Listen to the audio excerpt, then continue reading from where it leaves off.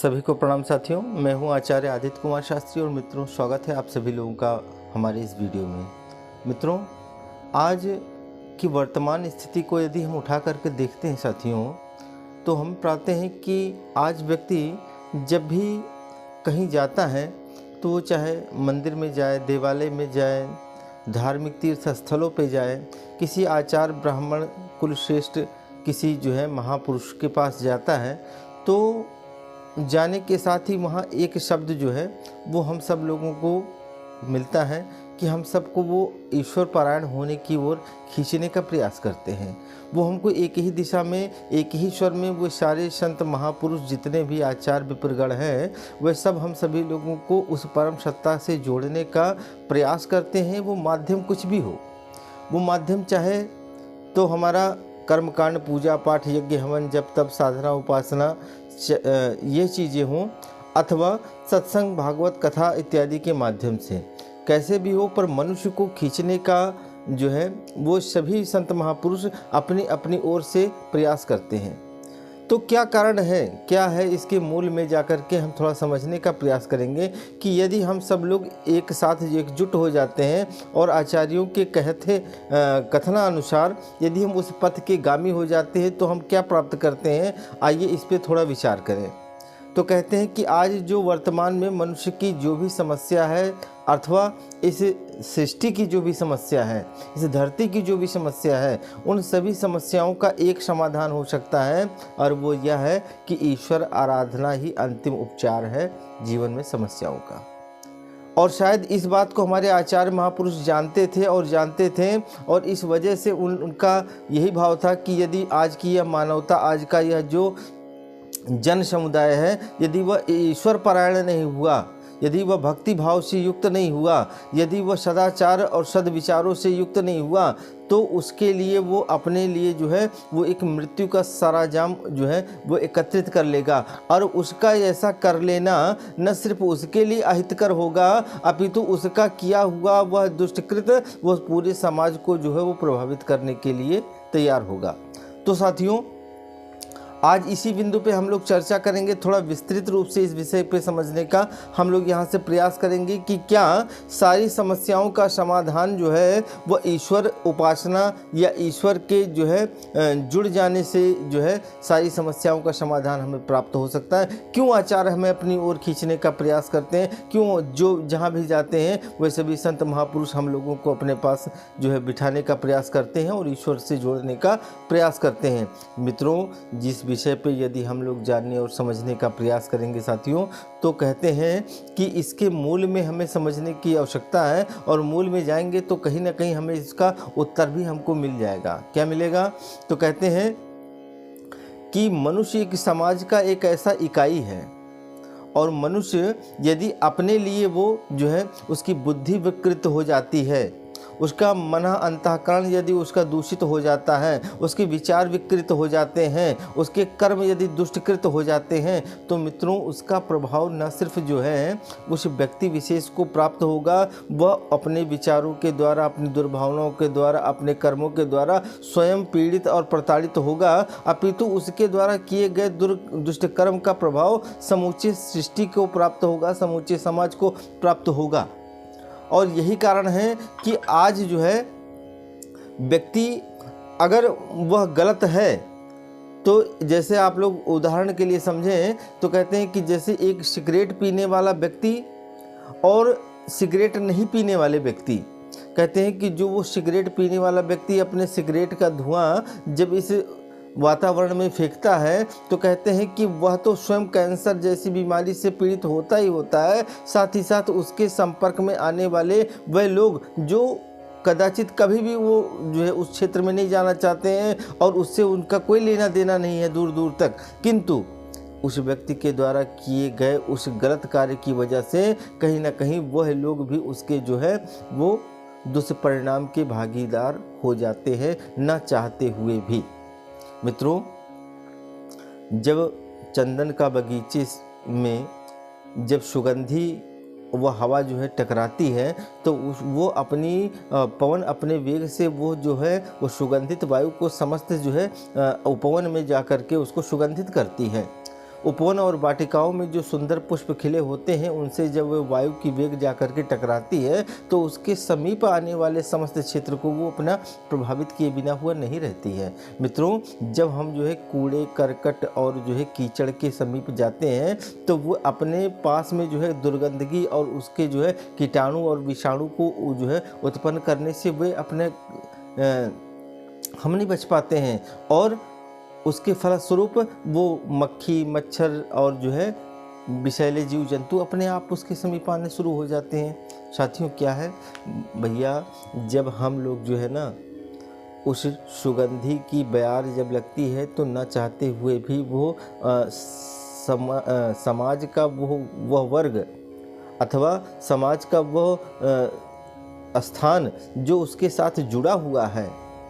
वो कहीं ना कहीं उससे प्रभावित हुए बिना नहीं रह सकता है। इसी प्रकार से साथियों, यदि मनुष्य जो है ना वो अगर गलत कार्य करता है, गलत विचारणाएं करता है, गलत कर्म करता है, गलत भावनाओं को रखता है तो उसका प्रभाव ऐसा होता है कि वो हमारे पूरी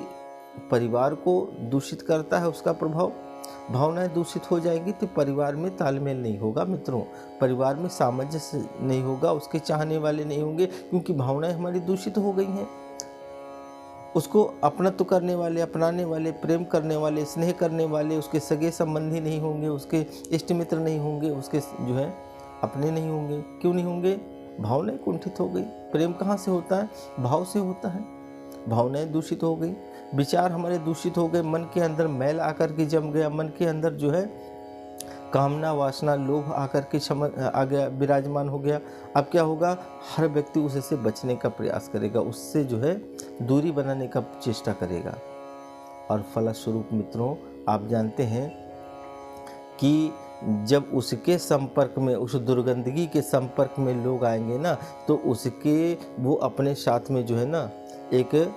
वायरस से पीड़ित व्यक्ति अपने साथ में जो है ना वो दूसरे वायरस को ट्रांसफ़र कर देता है। उसके साथ में सर्दी जुकाम वालों के पास में रहते तो उसको भी हो जाने की, एलर्जी हो जाने की संभावना बन ही जाती है। आप सभी लोग इस बात को जानते हैं। तो मित्रों, यदि हम दोष दुर्गुणों वाले वातावरण में या एक व्यक्ति के होने से तो क्या होगा, वो पूरे वातावरण को, उस पूरे माहौल को वो गंदा और ख़राब करता जाएगा। ख़राब करने का परिणाम मित्रों क्या होगा कि हमारी बुद्धि उसके संपर्क में आने से हम भी जो है ना उस गलत संगति के प्रभाव में आ जाएंगे, और ऐसे ऐसे ही वो चैन जो है ना वो धीरे धीरे बढ़ती चली जाएगी, और एक पूरा जो है ना वो समाज इससे ऐसा प्रभावित हो जाएगा जिसको हमें आज ना तो कहने की आवश्यकता है और ना बतलाने की ज़रूरत है। इस बात को भली बात हम सभी लोग समझते हैं, जानते हैं, क्योंकि एक समय हमारे यहाँ ऐसा भी हुआ करता था मित्रों कि जब हमारे यहाँ जो है ना लोगों की आयु 100 वर्ष की हुआ करती थी, लोग स्वस्थ भी रहा करते थे, वृक्षों में फल हुआ करते थे, नदियों में शुद्ध जल हुआ करता था, वातावरण सुगंधित हुआ करता था, और लोग जो है हंसी खुशी और जो है प्रेम के साथ में अपना जीवन यापन करते थे। गायों के थन से जो है वो अमृत की धार बहती थी मित्रों। आज वह स्थिति क्यों ऐसी बिगड़ी है? आज समाज के अंदर क्यों ऐसे आया है? मित्रों, हम लोग जो है ना यह वातावरण को प्रभावित करने में हम लोगों की बड़ी भूमिका है। इस बात को शायद हम लोग नहीं समझ पा रहे हैं, किंतु यदि सूक्ष्मता पूर्वक इस पर विचार करने का हम लोग कोशिश करेंगे तो हम पाएंगे कि कहीं ना कहीं इस समूचे वातावरण को दूषित करने में यदि हम छोटी सी भी भूमिका निभाते हैं अगर हम कहीं, तो कहीं ना कहीं मित्रों उसका प्रतिफल, उसका परिणाम हम भोगने के लिए तैयार हो जाते हैं, और बाद में हमें इस बात का पश्चाताप होता है कि साहब हमने तो किया नहीं था। मित्रों, जाने अनजाने में कर हम जरूर रहे होते हैं, कहीं ना कहीं हम उसके जो है ना एक अंग बन करके रहते हैं, पर हम इस बात को स्वीकार करने के लिए तैयार नहीं हो पाते हैं कि शायद हमने ऐसा कुछ गलत किया है मित्रों। और उसका परिणाम आप देखें कि वो चाहे भूकंप हो, महामारी हो, वो चाहे अनावृष्टि हो, अतिवृष्टि हो, सूखा पड़ जाना और अनेकों प्रकार की बीमारियों का जन्म ले लेना और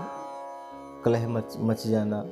अनेकों प्रकार की जो आज सामाजिक समस्याएं मित्रों सामने प्रकट होती हैं, उनको यदि हम ध्यानपूर्वक विचार करके देखें तो कहीं ना कहीं उसका जो केंद्र बिंदु है वो शुरुआत एक किसी व्यक्ति की इकाई के माध्यम से, उसके अंतःकरण के दूषित हो जाने मात्र से इसका शुभारंभ हुआ है। और उसने अपनी ऐसी वृद्धि कर ली है, ऐसी अपनी संख्या बढ़ा ली है, ऐसी अपनी सेना का निर्माण कर लिया है कि आज एक पूरा जन सैलाब उसी दृष्टिकोण में अपने जीवन को जीने के लिए तैयार बैठा हुआ है। उसको इस बात से कोई लेना देना नहीं है मित्रों कि हमें पैसा चाहिए तो किसी भी कीमत पे चाहिए, हमें पद चाहिए तो किसी भी कीमत पे चाहिए। उसके लिए क्या करना पड़े, किसी का खून बहाना पड़े, किसी को कत्ल करना पड़े, कुछ गलत करना पड़े, तो हमें तनिक भी संकोच और शर्मिंदगी नहीं होती है, हम उसको करने के लिए तैयार होते हैं साथियों। क्यों? क्योंकि हमने उस वातावरण को दूषित करने में कहीं ना कहीं जो है अपनी भूमिका अदा करी है। और उसी का परिणाम है मित्रों कि आज हम लोग न चाहते हुए भी वह जो प्राकृतिक आपदाएं जो हमारे जीवन में घटित होती हैं तो हम उसके हिस्से और अंग बन जाते हैं। क्यों बन जाते हैं मित्रों? हमने तो नहीं किया, परंतु हम उसके अंग इसलिए क्योंकि हमने उसकी स्वच्छता पे भी हमने प्रयास नहीं किया। हमने उसको दूषित करने का, कोई बैठ के सामने सिगरेट पी रहा था तो हमने तो सिगरेट नहीं पिया, लेकिन हमने उसको सिगरेट पीने से मना भी तो नहीं किया। और मित्रों जो हमने मना नहीं किया उसका परिणाम क्या हासिल होगा मित्रों कि कल जब कोई प्राकृतिक आपदा आएगी तो आप देखें वो ज़रूरी नहीं कि जो लोग बीमार हों, जो लोग दोषी हों, जब कोई प्राकृतिक रूप से आपदा आती है तो वो व्यक्ति विशेष के ऊपर नहीं आती है, वो पूरे जन सैलाब के रूप में आती है, जन समूह को प्रभावित करती है। उसमें वो गेहूं के साथ घुन के पीस जाने वाली युक्ति यहाँ सिद्धार्थ होती है। क्यों साहब? आप देखेंगे कि वह जो है बादल जो है वो समुद्रों के जल को अवशोषित करके सूर्य के द्वारा और बादल के रूप में बरसता है। समुद्रों के जल को सूर्य के द्वारा अवशोषित करके और बादलों के रूप में बरसता है, पर ज़रूरी नहीं कि जहाँ से जल को लिया है वहीं बरसे, वो बादल कहीं भी बरस सकते हैं। मित्रों कहने का भाव क्या है कि जब इस वातावरण को, इस प्रकृति को दूषित हम कर देंगे और हम उसको स्वच्छ करने का प्रयास भी नहीं करेंगे तो भैया वो जो प्राकृतिक आपदाएं आएंगी वो यह देख करके नहीं आएंगे कि आप कौन हैं और आपने क्या किया,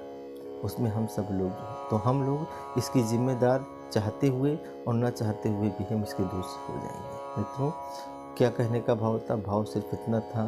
कि मित्रों हम लोग अपनी जिम्मेदारी, अपने कर्म को, अपने जो है उन बातों को अगर हम लोग ध्यानपूर्वक नहीं सुना समझा जाना तो मित्रों कल किसी प्रकार की यदि कोई सामाजिक परेशानी आती है, प्राकृतिक आपदाएं आती हैं तो उसको फिर हम जो है ये नहीं कह करके कह सकते कि ईश्वर ने हमारे साथ में न्याय नहीं किया। तो आशा करता हूँ मित्रों यह विषय आप लोग ध्यानपूर्वक सुन रहे हैं, समझ रहे हैं। मेरे भाव यदि आप लोगों को प्रभावित करें आप लोग तो इसे अधिक से अधिक लोगों तक पहुँचाएँ ताकि यह जो ईश्वरीय व्यवस्था है इसको हम सब लोग जान पाएँ और इसके साथ जुड़ पाएँ। सभी को बड़े भाव के साथ प्रणाम। जय श्री